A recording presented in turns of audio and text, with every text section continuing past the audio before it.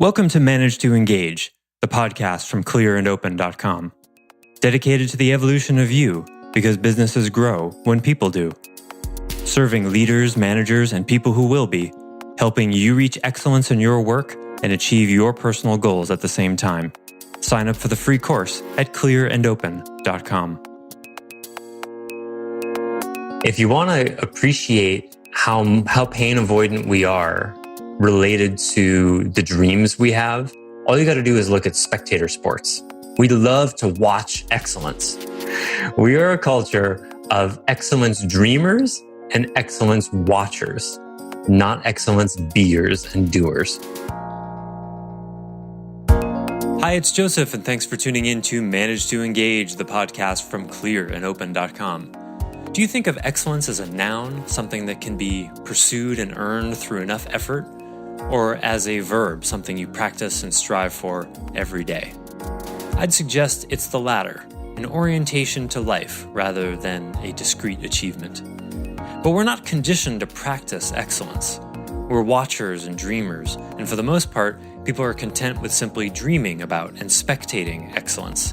But I don't want to just dream of excellence, and I don't want you to either. I also don't want you to walk the road of excellence alone. As we discussed in the last episode, good managers facilitate change, so in the practice of excellence, we have to learn how to be managed.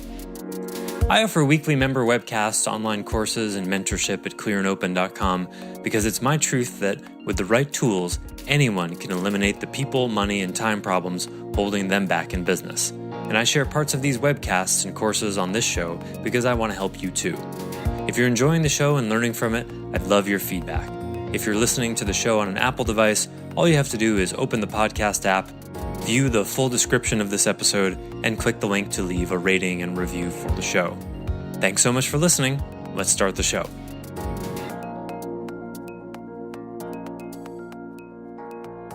I've noticed there's two pains. When you first started talking about pain, I was thinking of a pain that someone's already in. And then Thomas's question brought up to me the idea of choosing pain that maybe you're not in already, but you can see that you would be going into pain to get something that you did want, which might come from hunger without pain. So there's a couple different ways I think you can think. Yeah, there's a lot of variations. Someone might be in pain already. Someone might want something and not realize that they're going to have to pay some pain prices to get it. They may not be in enough pain about something, but they're in some pain about it. So it's like when you're helping yourself or someone else change with all three of these, but especially pain, you want to locate where the person is at. How bad do they want it? So you want to compete in the Olympics? Okay. Are you willing to train 10 hours a day to get that? Because that's going to hurt. No, you want to sit on the couch and eat potato chips? Okay. Not good enough. Yeah, the part about being in pain and pain avoidance is just sounds like a Sandler sales training foundations class, because there's no sale without pain. Yep. And the whole thing is going into what they call the pain funnel and finding out what that pain is and whether you can do something about it. Yeah, exactly. If you want to appreciate how pain avoidant we are related to the dreams we have, all you got to do is look at spectator sports, which is an enormous multi-billion-dollar industry, right? We love to watch excellence. Watch. Right? We are a culture of excellence dreamers and excellence watchers, not excellence beers and doers. We want to watch people do amazing things that they work their asses off to be able to do from the comfort of our couch eating potato chips. That's the culture. And in between the segments of watching the excellence, advertisers will offer us more ways to be comfortable, to allay the pains that we may be in. That's it. And then we watch the person catch the football at 80 yards or, run the 100 meters in under 10 seconds. And we go, man, I wish I could do that. No, you don't. You don't, because you're not willing to pay the price. Because part of that is pain. So what people really mean when they look at that and say, oh man, I wish I could do that, what they're really saying inside themselves is, I wish I could do that without having to pay the price. Hey, I wish BLTs grew on trees. But that's not reality. But it's a cool idea, right? I understand what you're saying, and I think there's probably certainly an element of that. But I think there's also an element of appreciation of excellence. Yeah, like I can't do art the way that some people do, and I don't want to. Yeah, certainly. But I can certainly appreciate somebody that can, though. For sure. And so there are plenty of people who are into excellence and are enjoy watching other people do excellent things that are amazing. I mean, when I have a carpenter working for me, I stand behind them watching because that's magic to me. You cut it after only measuring once? That's incredible. Go ahead, Wayne. So Laura. Can you have true hunger if you don't have pain? Like if somebody's just uneasy or uncomfortable, are they ever going to have enough hunger to really take the risk or strive for change? That's a great question. Thank you for that. Yeah, I think they kind of move in this infinity sort of way. You can have a dream without being in pain, but hunger, because I use that word intentionally, because hunger has pain in it, right? There's like, I need something. So I agree. I think real hunger has pain in it. But it's useful to break it out because sometimes the hunger is just more of a passing dream and there's not a real angst about it.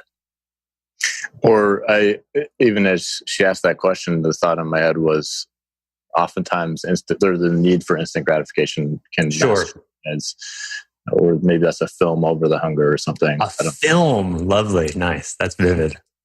An instant gratification film over the longer term hunger, nice. Mm-hmm. Could it be that in some cases also the things that you really desire to do are not painful at all to you because that exercise in pain is not painful? Then it's not excellence. I don't let's say let's say speak in musical terms. If you're trying to, get through some sort of scale or run through something or even your ear training or so on and so forth, the going through it may not be painful, even though it's challenging, but it's more exciting. It's more exhilarating than painful, as opposed to running 100 meters in under 10 seconds. In my case, personally, that would be painful.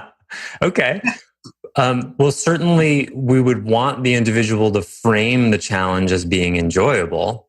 But I would say if they're not going past the enjoyment and into discomfort, like if I sit down and practice guitar, I can do that for 30 minutes or even an hour and avoid pain and I'm getting better, right? But if I don't challenge myself on certain things that actually cause physical and mental pain, I'm not getting as better as I could. Okay. Right? Like speed exercises, they hurt.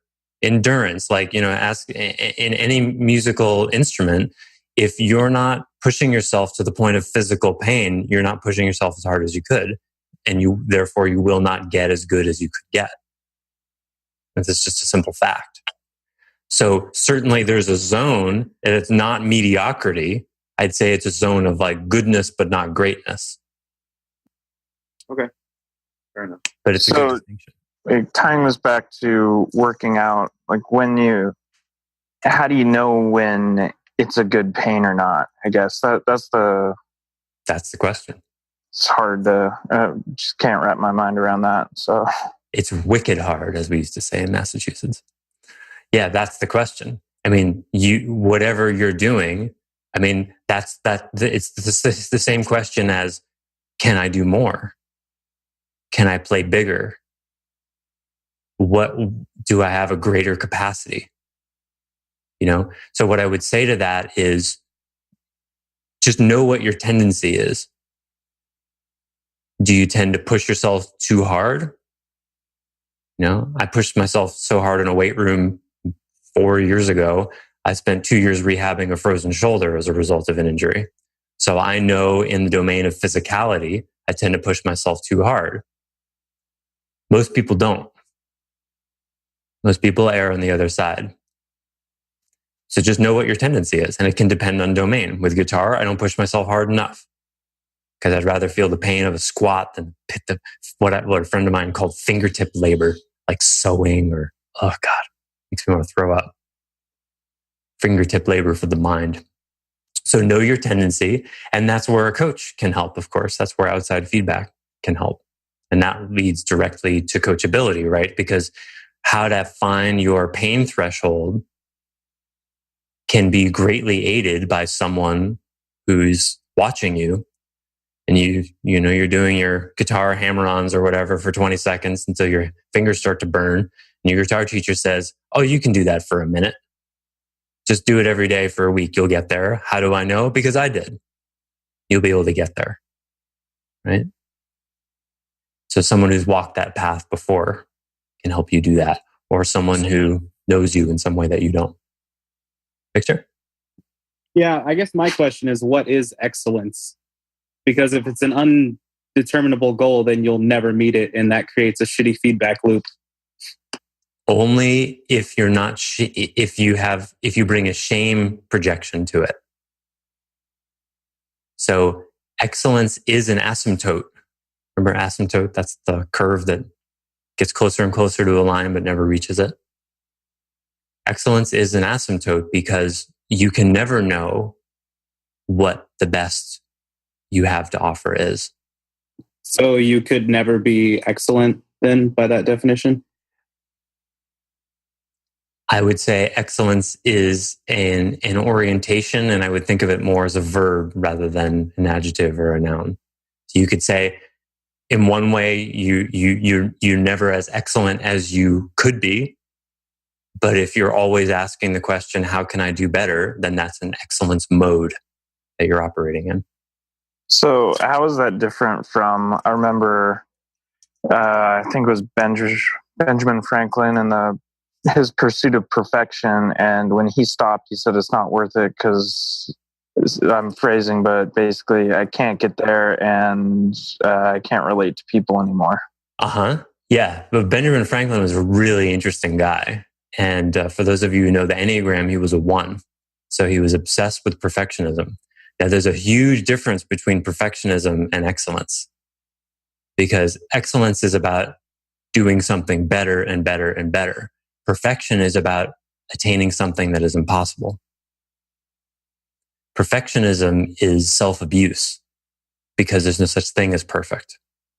Perfectionism doesn't ask, how can I do better? And then you do better and then you celebrate it. Perfectionism is, how can I make this perfect?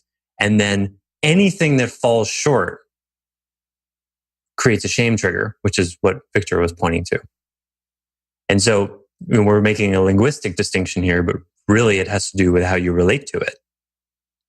If your self-worth as a human being is connected to how well you do something, you're screwed. It can't be.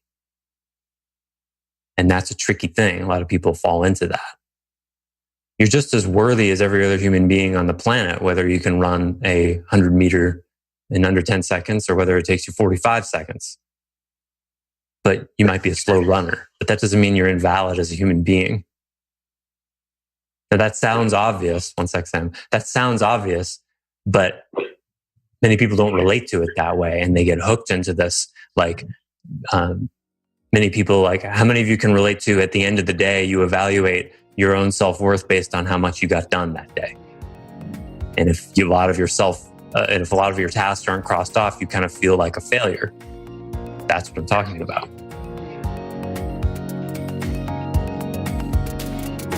Thanks for listening to Manage to Engage, the Clear and Open podcast. Join us next week when you'll be a little bit closer to who you're destined to be.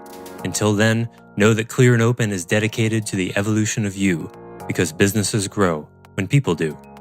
If you want to help the show grow, I'd appreciate you leaving a rating and review on iTunes. All you have to do is open the Apple Podcasts app, view the full description of the episode, and click the link to leave a rating and review. Or you can go to clearandopen.com/review and it will bring you to the right place. If you're looking for more support on your journey, head over to clearandopen.com for even more tools, articles, and free resources. Thanks so much for listening. Bye for now.